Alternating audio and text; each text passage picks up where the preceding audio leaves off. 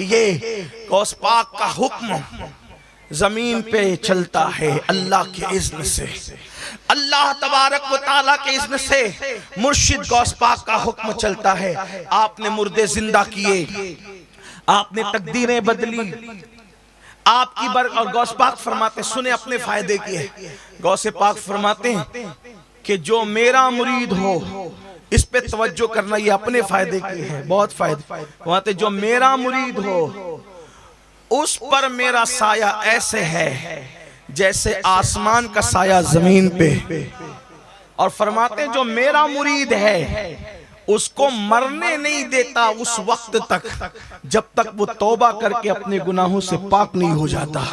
फरमाते जो मेरा मुरीद है, कादरी सिलसिले में जो मुरीद है, कादरी अपने नसीबे पे नाज करो।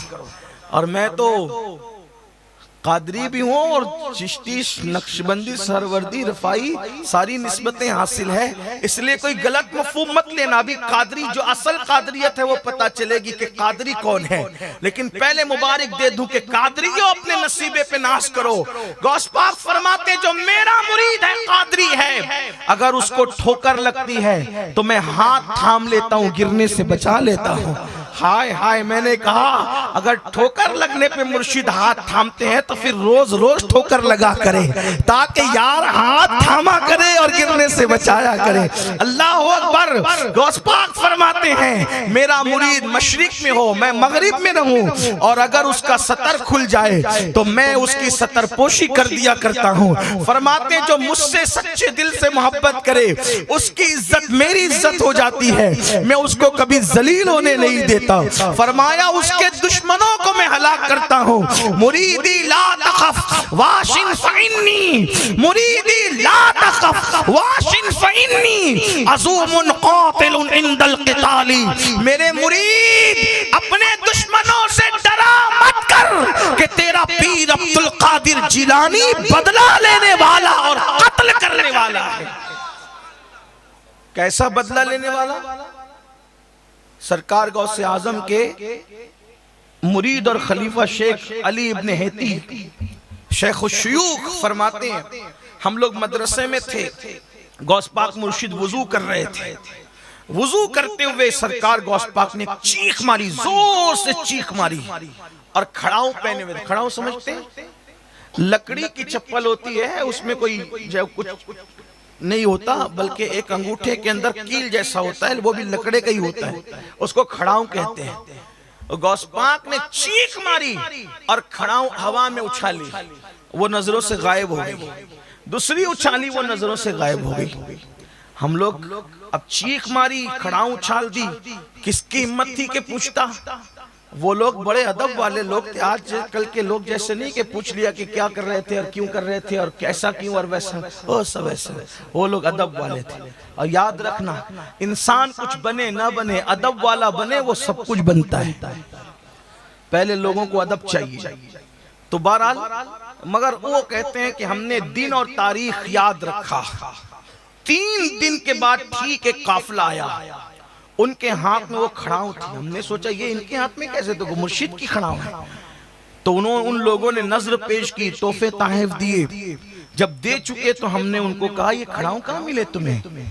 तो कहा कि हम लोग जंगल में फंसे थे और डाकू लोग हम पे हमला करने के लिए आए। डाकू लोग हमला करने के लिए आए। अब जब फंस गए, कोई जो वो रास्ता नहीं बचा, तो हमने पुकारा मुर्शिद गौस पाक को, या गौस अल मदद। हाँ, जिनको ये नारा शिर्क लगता है, यह पुलिस अल मदद का नारा उन्हें कभी शिर्क नहीं लगा, लेकिन उनको या गौस अल मदद का नारा अब तक बेचारे सीख ही नहीं सके कि इस्लाम क्या है और शिर्क क्या है।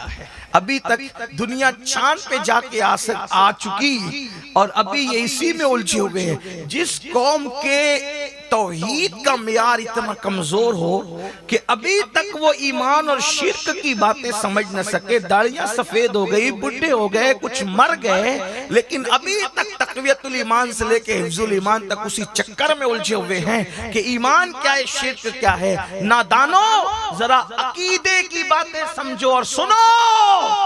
जब तक किसी साहिबे तौहीद की सोबत नसीब न हो उस वक्त तक के तौहीद की मै की लज्जत तुम्हें नसीब नहीं हो सकती। हाँ, वरना बात तो सिर्फ बात थी। लोगों ने तो तावीज को भी शिर्क कह दिया, लोगों ने तो मज़ारात पे जाने को भी शिर्क कह दिया। उनसे कहीं कैसे है शिर्क वो तो बताओ।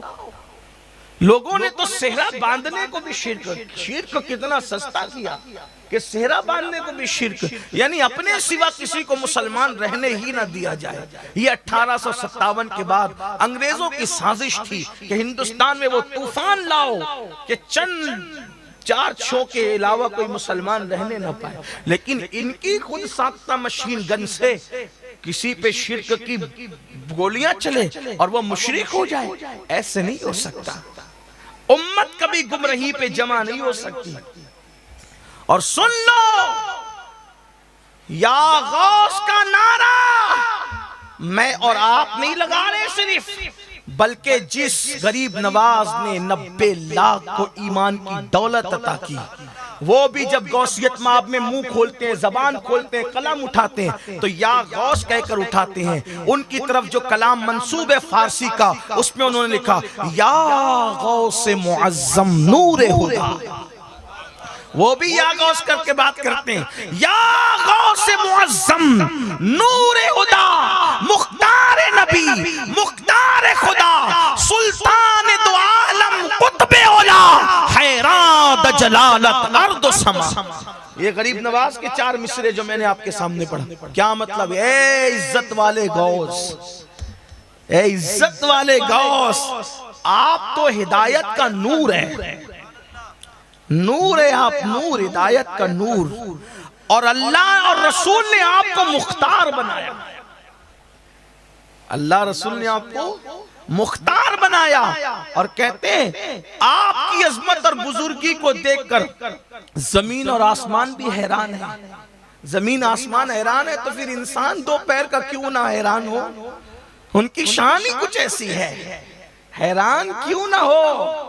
यही तो बात है। अब्दुल कादिर को देखकर हैरान है तो पता चले कि कादिर की शान का आलम क्या। यही तो बात है। तो सरकार गौसियत माब शेख अब्दुल कादिर जिलानी के हवाले से शेख अली इब्न हेती कहते हैं, हमने उस काफिले से पूछा ये खड़ाऊ तुम्हारे हाथ में कैसे आई? तो कहा कि हम लोग फंस गए जंगल में, तो हमने आवाज लगाई या गौस हमारी मदद फरमाए।